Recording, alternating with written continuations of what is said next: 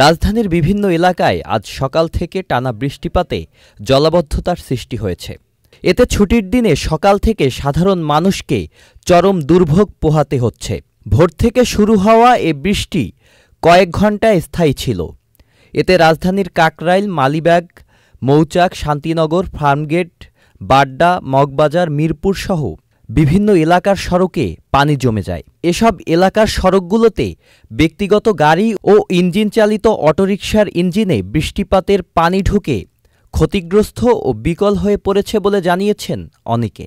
সাপ্তাহিক ছুটির দিনে হকার ও ছুটি কাটাতে বাড়ি ফেরা মানুষ এবং সকালে ব্যায়াম করতে যারা বের হয়েছেন তারা সবচেয়ে বেশি ভোগান্তির শিকার হয়েছেন। নগরীর ড্রেনেজ ব্যবস্থা নিয়ে ক্ষোভ প্রকাশ করেছে অনেকেই। সাপ্তাহিক ছুটির দিন ও বৃষ্টি হওয়ার কারণে রাস্তায় গণপরিবহনের উপস্থিতি ছিল খুবই সামান্য। বিশেষত চাকরির পরীক্ষার্থী এবং তাদের অভিভাবকদের গন্তব্যে পৌঁছানো হয়ে পড়েছিল কঠিন।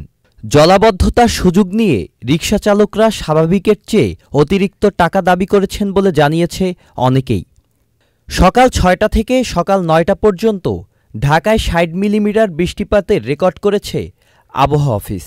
মৌসুমি বায়ু বাংলাদেশের উপর সক্রিয় এবং উত্তর বঙ্গোপসাগরে মাঝারি থেকে শক্তিশালী অবস্থানে রয়েছে। Sajid Abdullah, channel I. Walton switch, stylish and elegant.